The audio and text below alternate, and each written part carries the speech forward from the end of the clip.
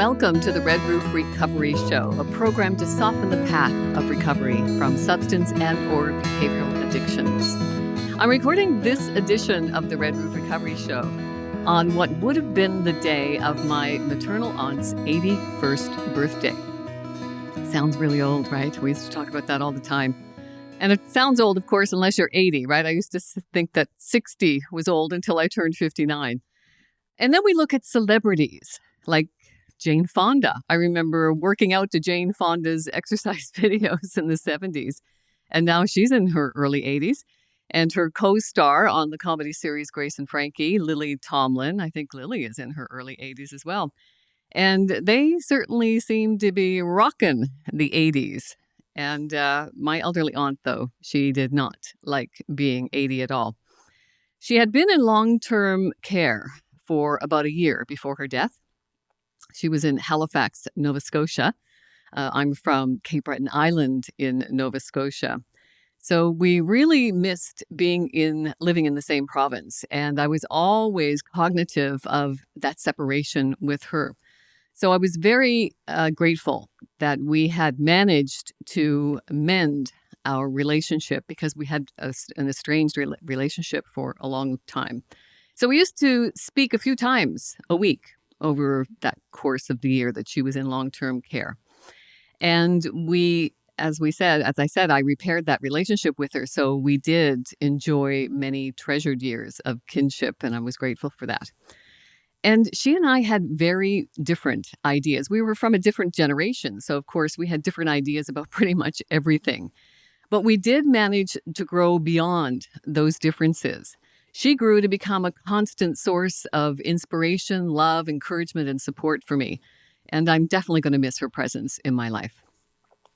And having differences with people, what I want to talk about today on the Red Roof Recovery Show is the differences that we have with people, especially family members, right? I mean, that can be a bone of contention for everyone. I don't speak to anyone who doesn't have a family dysfunction that they want to share with me. So that can be one of the most challenging things that we deal with on this stage of life. I've grown to appreciate my favorite Shakespeare quote. You'll hear it from me very often. It is, "All the world is a stage and men and women merely players."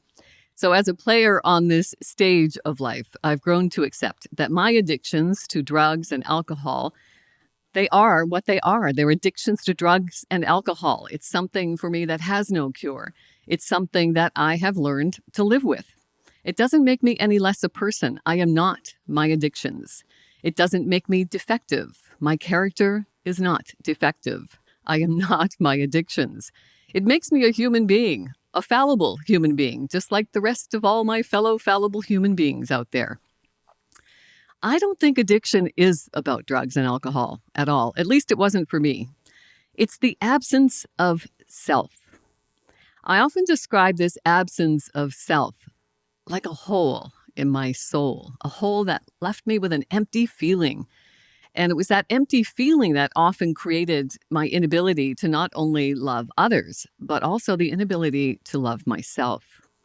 I think addiction recovery peels back the painful layers that life plasters on us.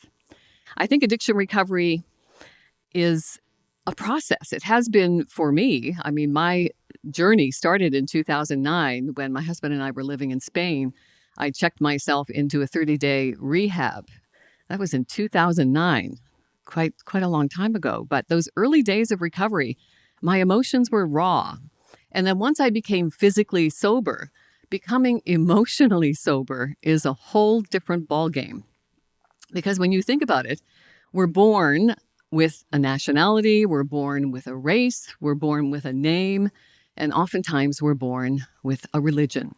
And then we spend our life living up to a fictional identity.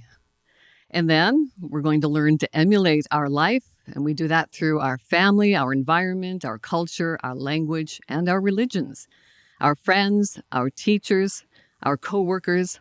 We even learn to emulate life through mainstream media with shows like Grace and Frankie. I love that show. And that show finally made it okay to talk about and accept sexuality with all its nuances. The empty feelings that I filled with drugs and alcohol are now filled with honesty, connection, and a lot of hard work. Some of that work becomes easier when I immerse myself in things like this book from one of my mentors, Dr. David Burns in California. This is my other Bible. It's called Feeling Good. It's the new mood therapy, the clinically proven drug-free treatment for depression.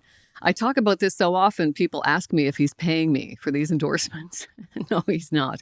He's just a wonderful man, an extraordinary doctor, psychiatrist, who shares his work and is very encouraging of my work. So I do talk about him a lot.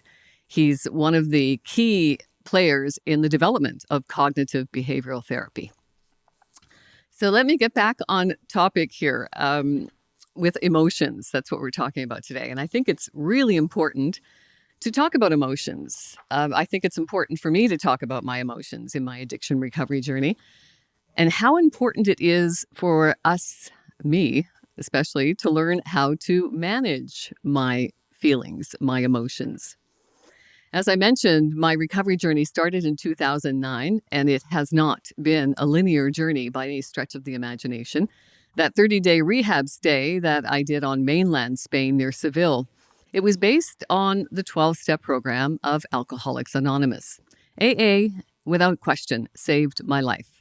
And then a program called SMART gave me my life back. SMART is an acronym. It's self-management and recovery training, and the emphasis, of course, is on the self-management. I think there's great power in knowing that the only thing that we can control in life is ourselves. SMART uses the tools and techniques of a few things: cognitive behavioral therapy, CBT, also rational emotive behavior therapy, REBT, and that's pretty much what it says. It's turning rational analysis inward. It teaches me to question everything. And also MET, motivational enhancement therapy, all of which basically encourages people in recovery to do four things. It's the 4 pillars of recovery.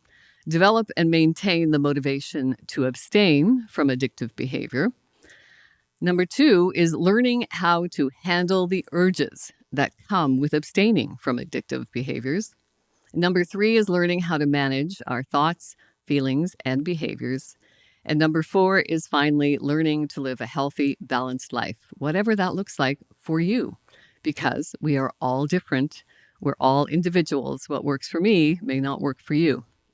So what I love about SMART and cognitive behavioral therapy in general is that you can customize the program, because there's literally hundreds of things, therapies, tools that you can use in your recovery journey.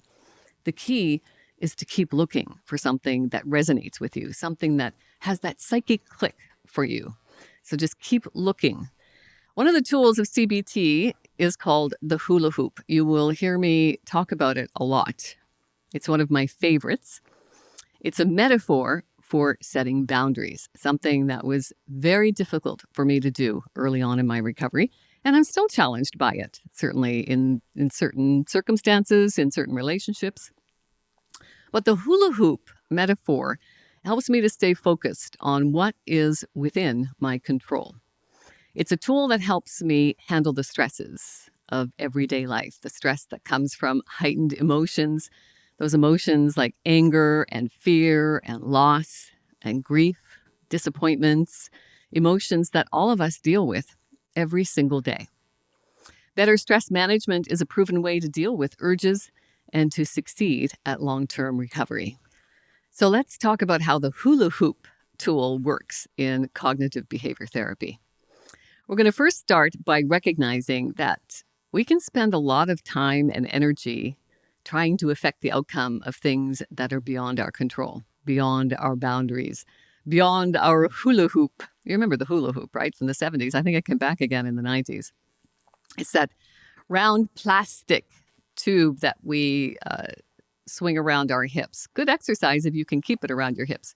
So that's the metaphor that we're using, that plastic circle, that ring, that hula hoop.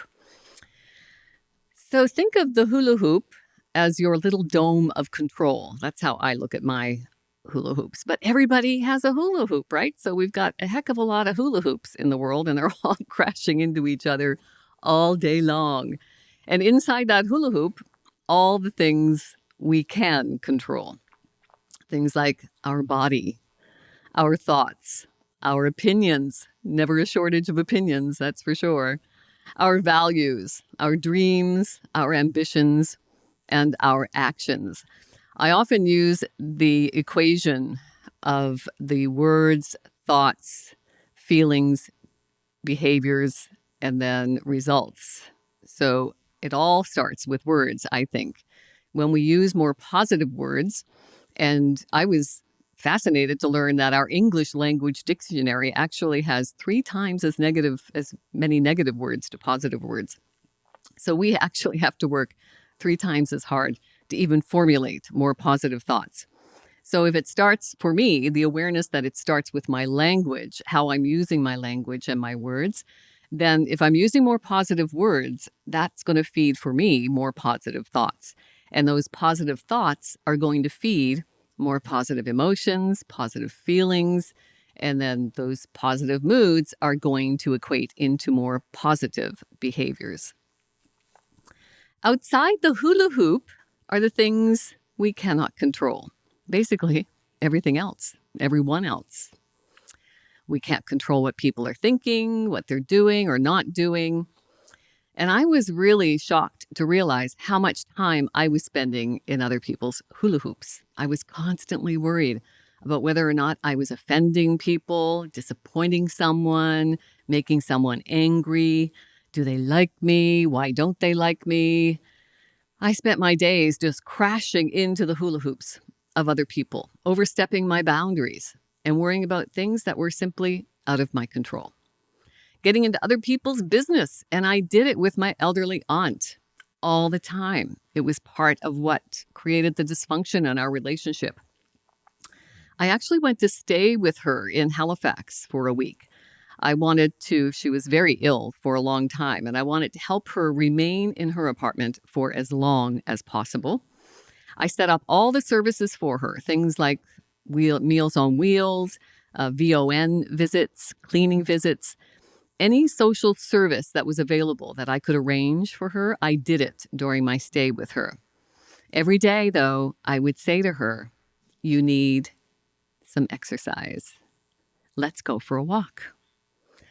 She didn't want to go for a walk. She was chronically depressed.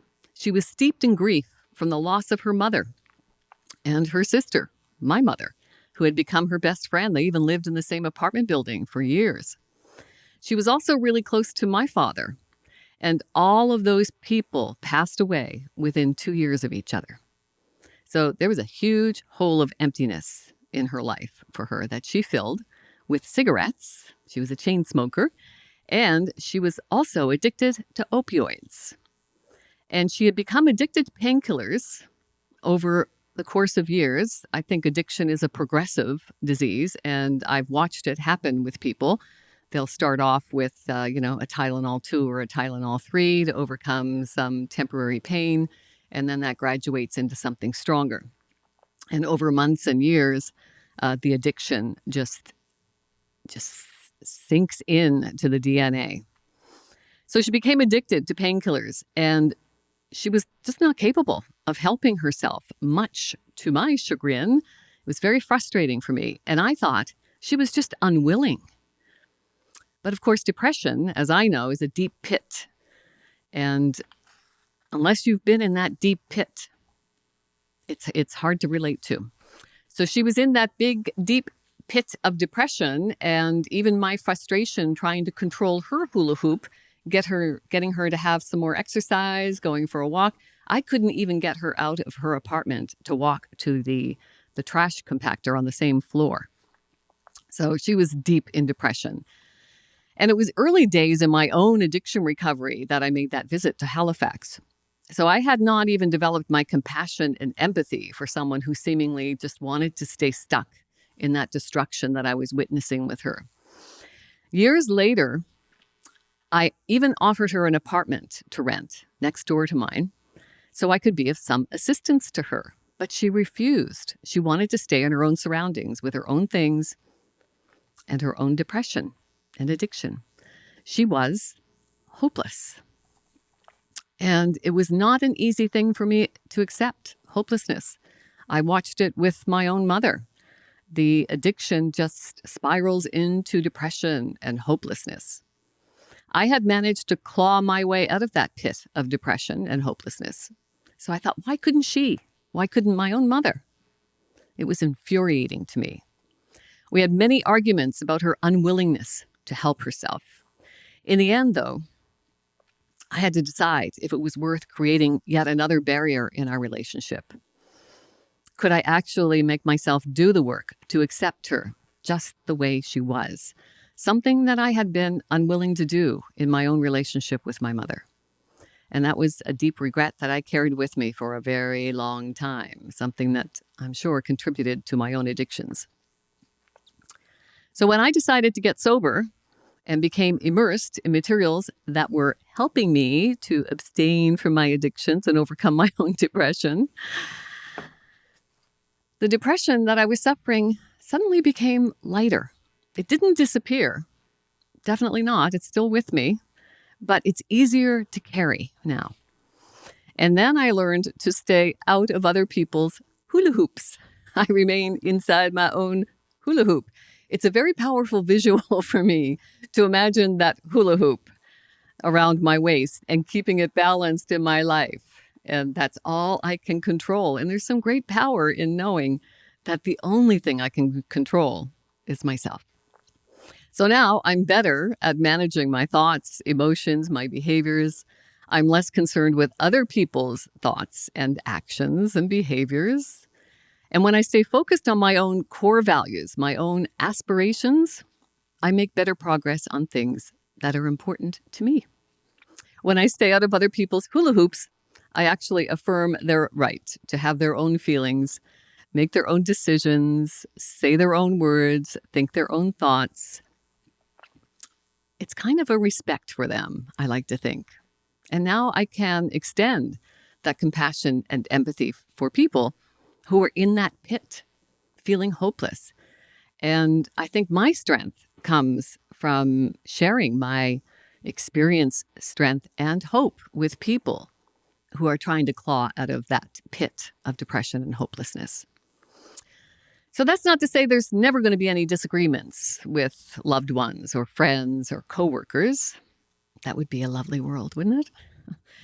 You may actually be absolutely right in your position sometimes on some disagreements, but it doesn't matter if you're right. Being right about something that's beyond our control is as good as being wrong about it, isn't it? It's all about the boundaries that we need to draw between our lives and the emotional well-being, and others. The hula hoop reminds me to let go of things I can't control and instead focus on the things I can control. So that's one of the key aspects of cognitive behavior therapy, is learning to control what's within my hula hoop and let go of what I cannot control. Dr. David Burns talks about the 3 principles of cognitive therapy. His website, I highly recommend it, feelinggood.com. I love listening to his podcasts. I'm always learning something from him. So the first principle is our positive and negative feelings do not result from what happens in our lives, but rather from our thoughts about what's happening or what has happened.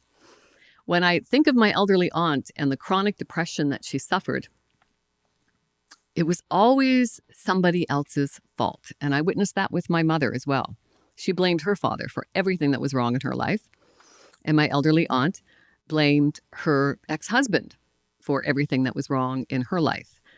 And it's devastating to have a long time marriage, especially. I think it was 18 years she was married. She had 2 children with him. And on the surface, everything seemed fine. But she learned that for years, he was deceptive and having affairs. Devastating when you've been with somebody for that length of time to realize that you've been lied to and deceived. It's something that a lot of people just can't even recover from a lot of times.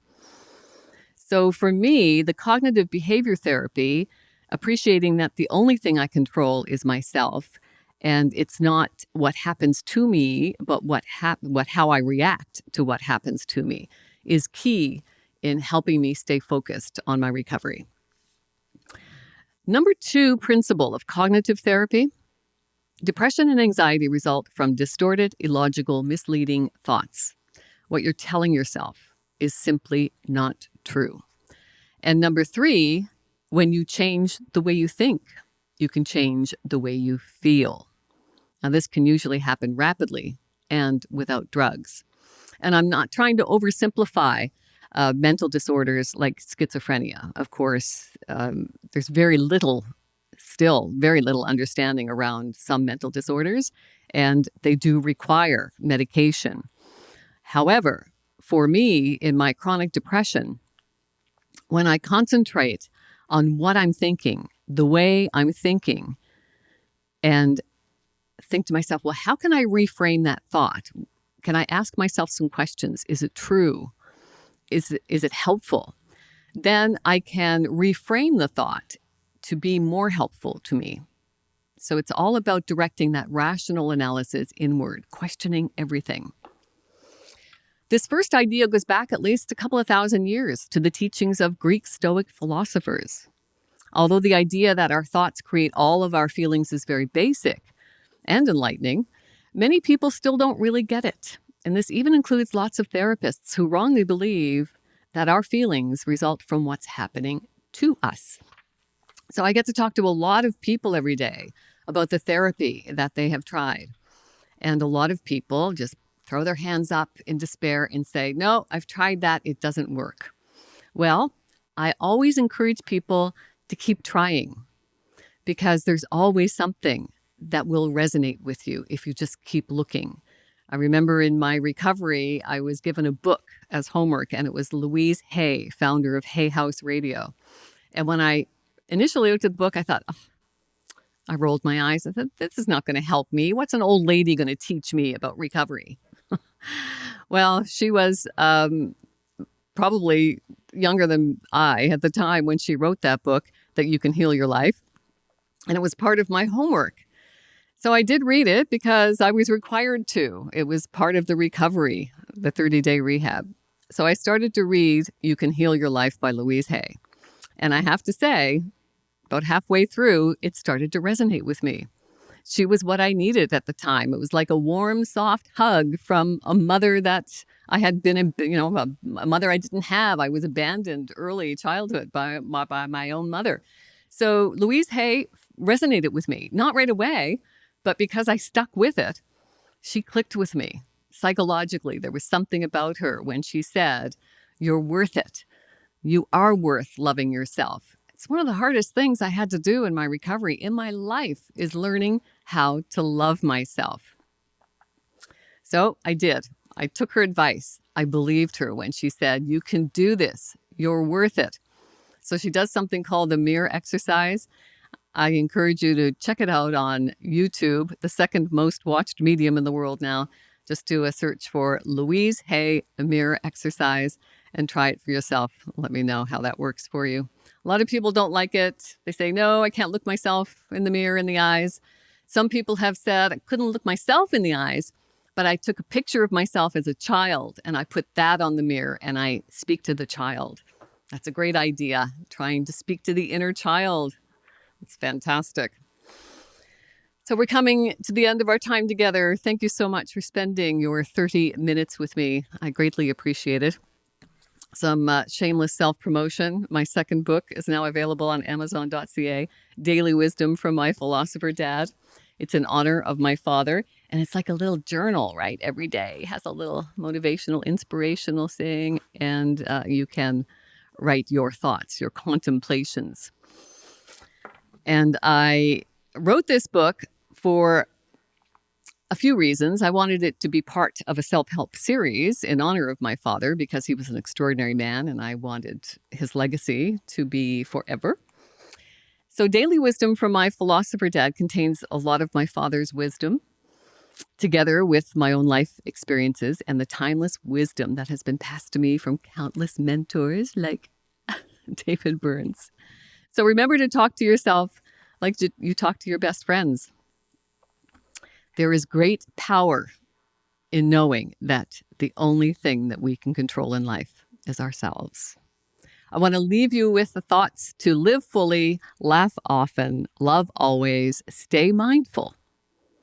May the force be with you. And remember, you are the force. And thanks so much to Russell Allen Scott for this fantastic theme music. This is Greatest Bravery from Russell Allen Scott. Thanks, Russell.